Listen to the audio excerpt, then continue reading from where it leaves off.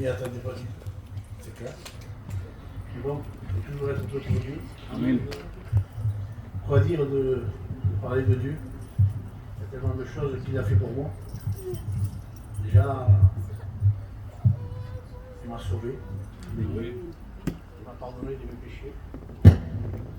Et il a sauvé mon foyer.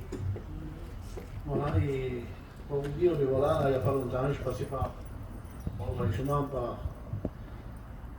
par une maladie. C'était pas une maladie, c'est.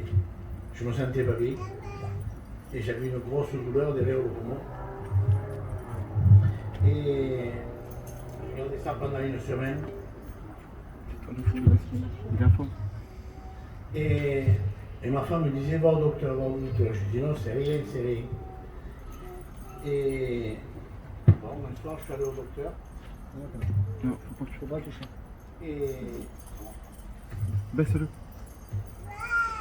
je suis allé au docteur et il m'a consulté, il m'a dit non, pour mon tarif. Mais il faudrait que tu fasses plus d'examens. Peut-être que tu fais un anévrisme au cœur, au dessus du cœur. Bon, c'est vrai qu'il y avait ma femme, il y avait mon fils devant moi. Au début, j'ai pas eu peur, vous savez, je ne voulais pas les inquiéter non plus. Mais j'ai dit au docteur, c'est grave, docteur? Et ils m'ont dit, oui, c'est très grave. Bon. Et je suis parti. Et je suis allé voir mon frère. Et j'ai dit, il dit, mais c'est pas possible que tu puisses te voir un truc comme ça.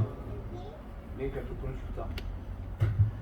Et bon, il m'a pris rendez-vous à scanner. Je vous parle franchement, ça a pris du temps pour prendre un scanner, ça a pris 3 ou 4 jours. Et la vérité, j'étais troublé. Parce que je me disais, bon, c'est pas que je suis vieux, mais bon, j'ai déjà 51 ans.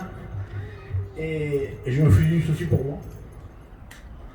J'ai dit, Seigneur, ne permets pas, j'ai mon enfant, j'ai ma femme qui vont souffrir. Si je passe par cette opération et tout ça, j'ai dit, Seigneur, ne permets pas. Et la vérité, j'avais peur. Je priais tout le temps, je ne montrais pas à ma femme ni à mon fils. Je ne le montrais à personne. Mais j'étais très inquiet. Et bon, on est allé avec mon frère, on a pris rendez-vous, ils ont pris rendez-vous, et on est allé au scanner. Et la vérité, j'avais très peur parce qu'il me faisait une angiographie, là, il me l'a fait avec le produit. Et j'avais très peur, avant de rentrer. Et la vérité, je me suis mis à prier dans la salle, après quand je suis rentré tout seul, qu'ils m'ont mis la perfusion, je commençais à prier. Et je vous parle franchement, j'ai rien dit à personne, hein, ça j'ai regardé pour moi, je le dis maintenant. Et quand j'étais dans la salle, là j'attendais pour passer le scanner, je commençais à prier de tout mon cœur. Et la vérité, une voix s'est fait entendre. Il m'a dit, ne crains rien, je suis avec toi. Et je vous parle franchement. Je suis rentré dans le scanner, mais je savais déjà que j'avais plus rien. Je ne doutais plus. Je dis non, Seigneur, tu es avec moi, mais si tu es avec moi, c'est que j'ai plus rien. Bon, je suis sorti, ils m'ont passé le scanner. Et j'attendais, je vous parle franchement, j'attendais les résultats parce qu'ils ne vous le donnent plus de suite là. Et on est parti. Et il fallait attendre 24 heures ou 48 heures. Et le jour même, je crois, le lendemain, mon frère il m'appelle et me dit, t'as rien. Et bon, il m'a dit ça, mais je me suis dit, peut-être, il veut me le cacher, je ne sais pas. Bon, j'ai cru, c'est mon frère. Bon, j'étais tranquille aussi. Et après, le soir, quand on est descendu, on était en bas de chez mon frère, et je vois ma femme qui parle avec ma belle-sœur, et que ma femme a changé de couleur, elle n'était pas bien. Et j'ai dit, qu'est-ce qu'il y a? Elle dit non, rien. Et après, elle a fait comme un malaise. Elle a fait. Moi, je me suis dit, ça y est, peut-être elle lui a dit quelque chose qu'ils ne m'ont pas dit à moi. Mais bon, moi, j'avais confiance en Dieu parce que Dieu m'a dit qu'il était avec moi. Et j'étais sûr que j'avais rien. Mais bon, après, je doutais un peu. Ça, c'est la chair. Et quand je suis rentré à la maison, je disais à mon frère, qu'est-ce qu'elle me dit? Non, c'est rien. Qu'est-ce qu'elle t'a dit, là, ma belle-sœur? Elle me dit, non, elle m'a rien dit. Bon. Il m'a dit, il faudrait voir le pneumologue. Bon.